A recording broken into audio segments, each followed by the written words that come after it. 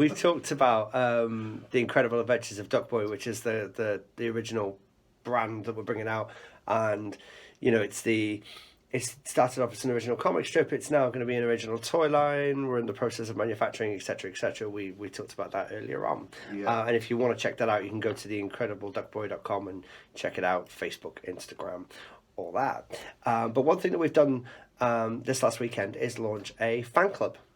Yeah. And when I say fan club, I mean old school fan club. Right. Right. So, as far as I'm concerned, with all the retro stuff that's going on, and retro is very big right now, isn't it? Yeah.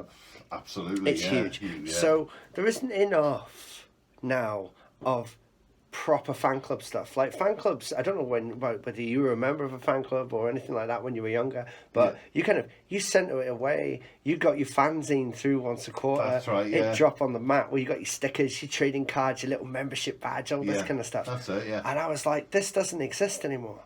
So let's actually do a proper fan club. Yeah. Let's do something where people subscribe, and then once a quarter they get exclusive stuff that drops through the letterbox. That's brilliant. You mentioned that. See, I mean, there's you've heard of Lego Friends. Yeah. See, my daughter's 7 at the moment. Yeah. And I found something via another website that says if you sign up to Lego Friends, every 3 months they get a free magazine. Mm-hmm. Now, I believe my brother actually is listening at the moment. Shout out to James. He actually is a massive Lego collector, so I'm not sure if he actually does the same. Ah, right, okay, yeah. All right, James, I'm glad you're listening. Yeah. Brilliant. And she's, when it comes, I'm like, Lacey, your Lego magazines.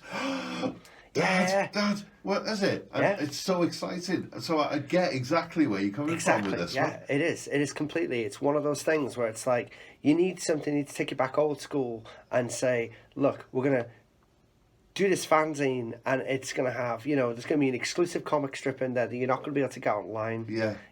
It's going to have... Because everything's so accessible now, isn't it? You can go, oh, you should read it. Yeah, I know, I'll go online and do it. And they don't. Exactly. People don't. Exactly. It's the excitement, isn't it, of physical. Definitely. And this is exactly what we're doing right now. We're basically saying, look, this is the situation. You go online and subscribe to it, but that's where the online involvement ends. Yeah. You get this through the post. It's going to come through the letterbox. It's going to have stuff that you can't get on the website. It's going to have stuff that you can't get on Webtoons, because we're on Webtoons. You can read the panels, Instagram, all that. You can't get it on there. Well, this is brilliant because we're in an age where you can't get it, doesn't exist. Exactly.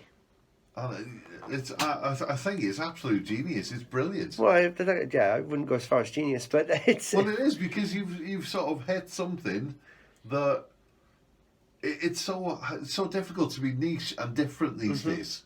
Yeah. And to do something that nobody else is doing. Now, don't get me wrong, and it's not derogatory to you in any way. You're probably not the only person that is doing this.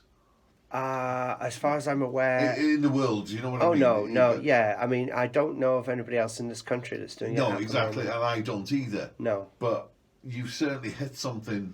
We think so. Yeah, absolutely. We because think so. It's I'm absolutely 100% interested, because it's like, I remember that excitement. Yeah. Yeah, I liken it to, I did a quick chat with some friends of mine over at a podcast called Aren't You a Bit Old for That? Right. This is Dan Dan Burgess. Shout out to Dan. So he did a podcast, and I did a chat with him about this, and I likened it to when I used to read the old Alien comics in the 90s, and I had to send a slip away.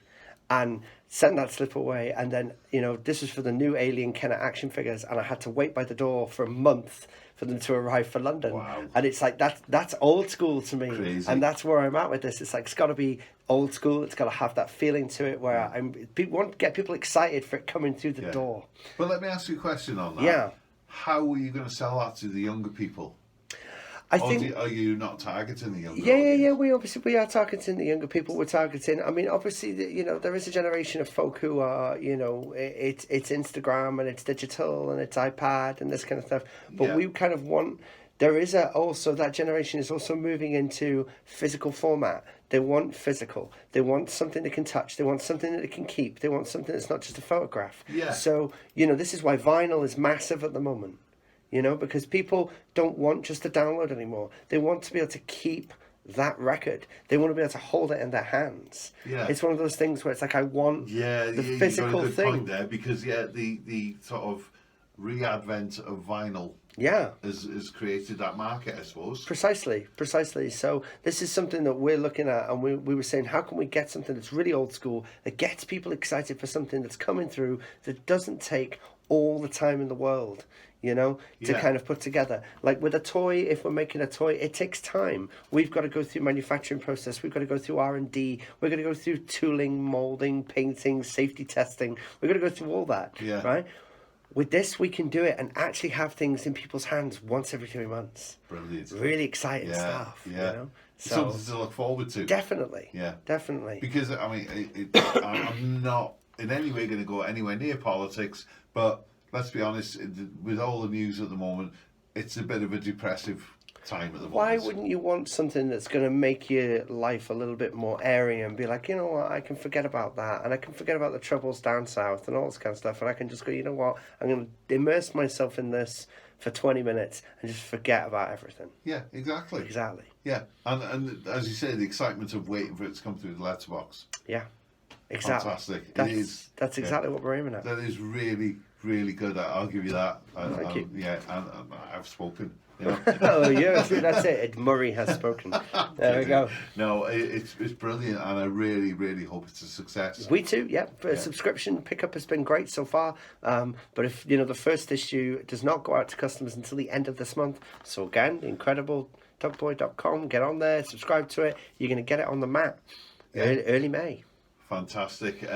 We will, of course, I think there's a link for the subscription. There is, yes, there is a link for the subscription, and obviously we'll put that up so you guys can check it out. Yeah, I'll get it on the Facebook, and we will speak to the powers that be at Calon and get it on the Calon website as well. Fantastic. Yes, we will.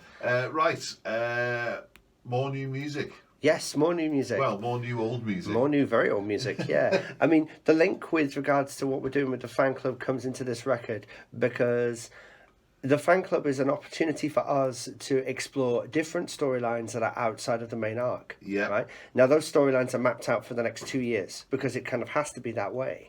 One of the storylines that is coming up is something called the rise and fall of the Aker brothers. Right. The rise and fall of the and Aker Corp, if you've been following the Duck Boy comic strips, has already appeared in part 4, I believe. So the rise and fall of the Aker brothers is one of these things that it's there and it's coming. And I'm not going to tell you anything about it, but it has a massive sci-fi influence on this storyline. Right. So one of the huge influences that is taken on this is from Blade Runner. Yeah. So if I've got the opportunity to play a Blade Runner track, of course I'm going to play a Blade Runner track, and this is the sunset version of Vangelis, Rachel's song.